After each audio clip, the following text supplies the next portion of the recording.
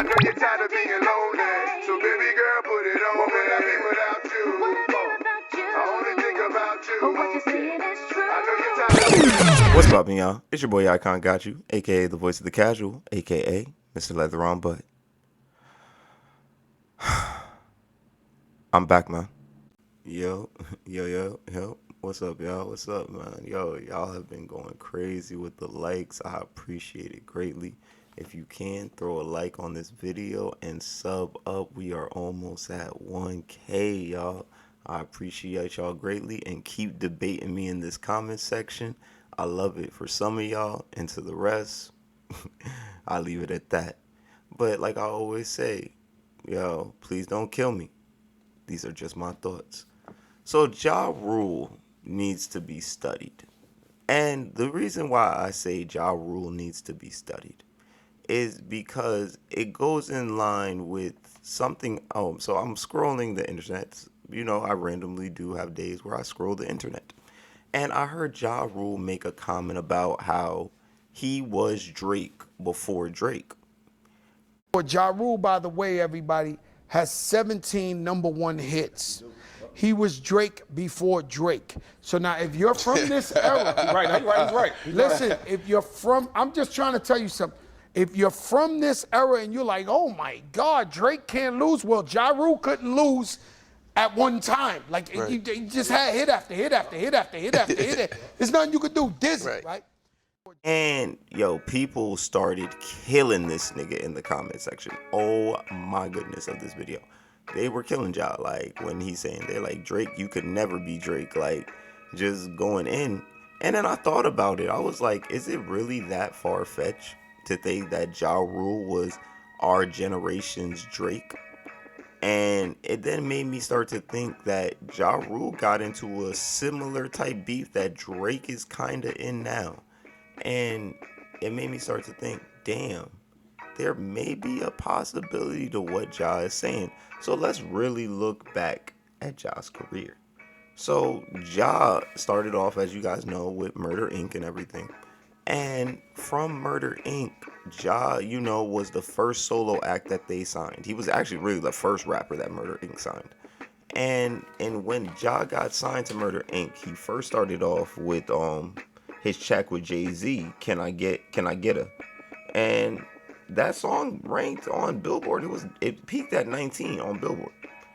Then Ja had the track Holla Holla, and that one peaked at 35 on Billboard.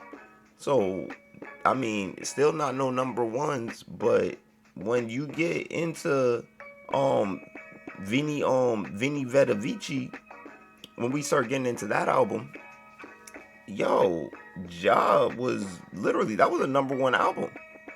Vini Veda Vici, that was a #1. I'm just saying, peaked at #1. Then you look at, he had the song Murder for Life. Just saying, I don't know if that was a #1 or anything, but it was on Billboard. So more why I'm bringing up some of these is just to more add the context of Jarule was honestly on. There was once upon a time where Jarule was on top of the game. We could literally say from 99 to 03 was Jarule's era. Put It On Me on there, the single Put It On Me, that was the #1. Jarule had tracks with J-Lo, Ashanti, and at that time he dropped Pain Is Love also too. In that time span, he dropped Pain Is Love too. Was it Pain? Yeah, Pain Is Love. Yeah, he dropped Pain Is Love.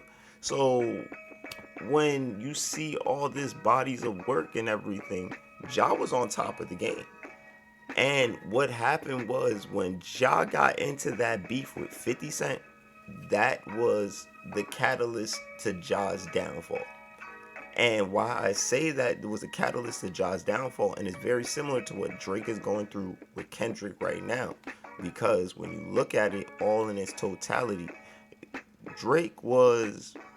when Drake got into this beef, remember, it originally started with Kendrick dissed him on a Metro song, right?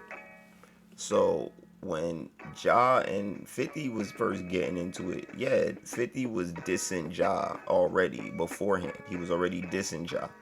But 50, remember 50 Murder Inc. was going through the case, the money laundering case because of Supreme and everything.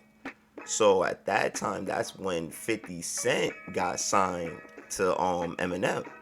When 50 Cent gets signed to Eminem, you got to think about it now. You got to really think.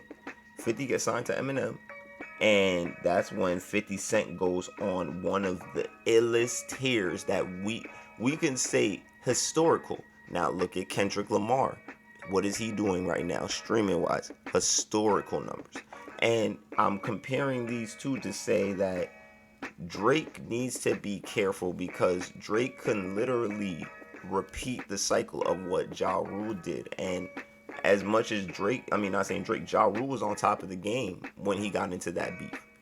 And gonna say, so Jarule had #1 songs. He had 3 songs that peaked on at #1. He had Always on Time with Ashanti. He had I'm Real with Jennifer Lopez, and he had Ain't It Funny with Jennifer Lopez. And that was featuring him.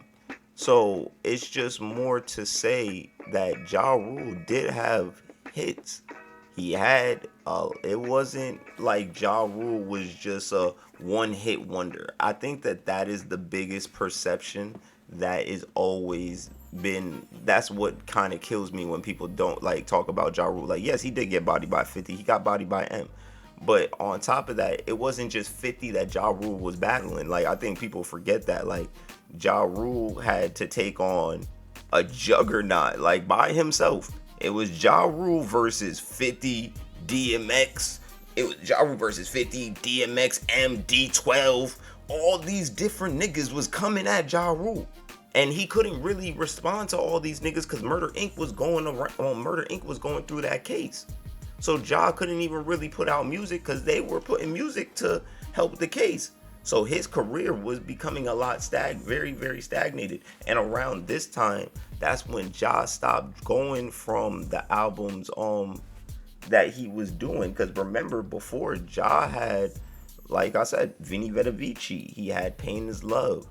And once Ja strayed away and started dropping albums like Blood in My Eye, when he started dropping albums like Rule, like even The Last Temptation, yes, good album, but he started straying away from the commercial sound that was made him famous. The #1s, how did he get those #1s? It was a particular sound, which was how he got that #1. And why I say with the same thing with Drake now is because Drake, yes, he may have some #1s. Drake is backed by machines. I expect Drake to sell, but even in this beat, Drake is going against, yes, Kendrick Lamar is the one who ultimately ended Drake, but Drake was going against Kendrick, Rick, he was going against ASAP, Rocky was in the beef, Weekend, Future, Metro Boomin. It's the list goes on.